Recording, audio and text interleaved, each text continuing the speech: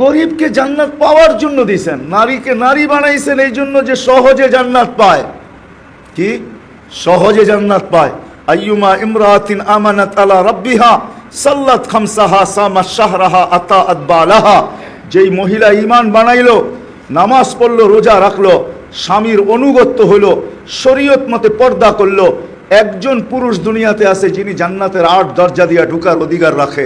কিন্তু আমাদের সমাজের প্রত্যেক মহিলা জান্নাতের 8 দরজা দিয়া ঢুকার অধিকার রাখে, ক্ষমতা রাখে, সমর্থ রাখে যদি তার জীবন এরকম কাটায়। তা আল্লাহর রাসূল বলছে এতটুকু করার পরে 5টা জিনিস, ঈমান, নামাজ, রোজা, স্বামীর অনুগত্য, শরীয়ত মোতাবেক পর্দা, ফালিতাদখুলিল জান্নাতা মিন আইয়ি আবওয়াবিল জান্নাতি শাআত।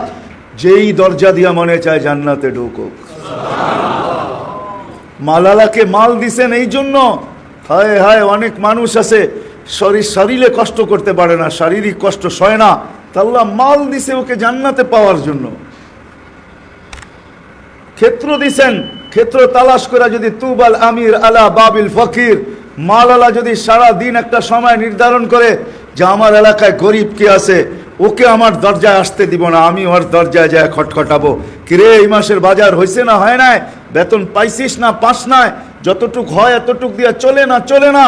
আল্লাহ রসুল বলতে ওই দরজায় দাঁড়াইতে দেরি তুবাল আমির, ওর চেয়ে উত্তম আমির কেউ নাই, জান্নাত ওর অপেক্ষায় আছে।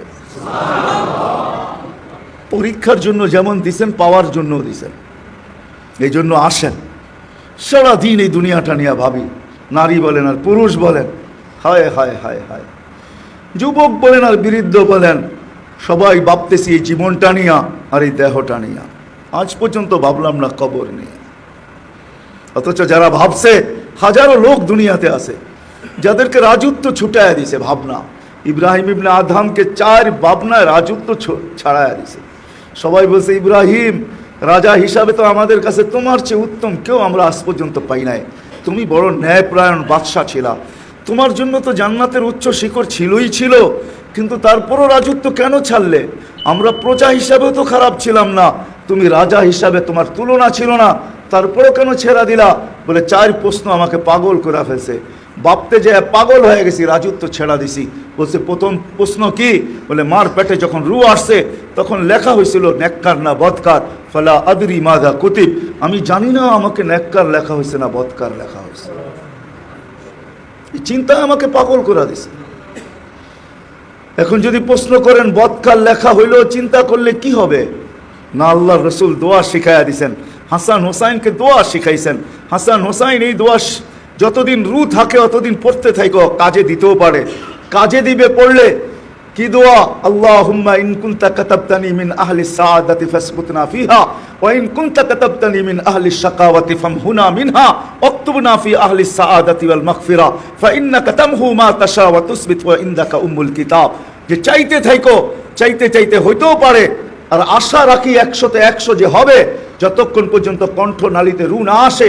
এই উম্মতের জন্য সুযোগ আছে, যদি ভাবতে থাকে আর চোখের পানি জড়াইতে থাকে, আল্লাহ যদি সাকিও লেখা থাকে তো আল্লাহ ওইটাকে মুছায়া নেককার লেখা দিবে।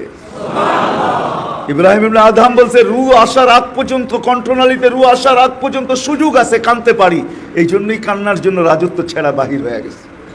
বলছে ইব্রাহিম দ্বিতীয় প্রশ্ন, বলে মৃত্যুর সময় 2টা সম্বোধন হবে, আইয়াতুহান নাফসুল তাইয়্যিব অথবা আইয়াতুহান নাফসুল খাবিস, পবিত্র রু বলা হবে অথবা অপবিত্র রু বলা হবে। ফালা আদরি মাযা ইউখাতিব, আমি জানি না আমাকে কি সম্বোধন করা হবে। বিদায় চিন্তায় পাগল হয়ে গেছে। এই জন্যই সারা দিন কাঁদি, মরুতে পড়া দিনে কাঁদি, রাত্রে জঙ্গলে কাঁদি, অথবা রাত্রে দিনে জঙ্গলে কাঁদি, রাত্রে মরুতে কাঁদি। আর কাঁদি আর আল্লাহকে বলি, আল্লাহ সম্বোধন যেন খবিস রু বইলা হয় না হয়, পবিত্র রু বইলেই যেন হয়। কেননা পবিত্র রু যদি সম্বোধন হয়, যদি ফেরেশতা সম্বোধন করে পবিত্র রু, তাহলে পবিত্র রু হিসাবেই আমার সাথে ব্যবহার করবে। ওই ব্যবহারগুলো হাদিসের ভিতরে আছে, কি ব্যবহার করবে? অপবিত্র রু হিসাবে যদি ব্যবহার করে তাহলে কি ব্যবহার করবে এটাও হাদিসে লেখা আছে, কোরআনে লেখা আছে। অপবিত্র রুর সাথে কি করবে ওটা খোলার সময় নেই, এতটুক শুধু জেনে নেন। পবিত্র রু বেলা যদি সম্বোধন করে তো জান্নাতের গেট পর্যন্ত সেলুট পাইতে থাকবে, শুধু সেলুট আর কিচ্ছু না। সর্বশেষ সালাম আল্লাহ দিবে, সালাম কওলাম মির রব্বির রহিম। সর্বশেষ সালাম দিয়ে আল্লাহ জান্নাতে ঢুকায়া দিবে। মেহমান খানায় ঢুকায়া দিবে।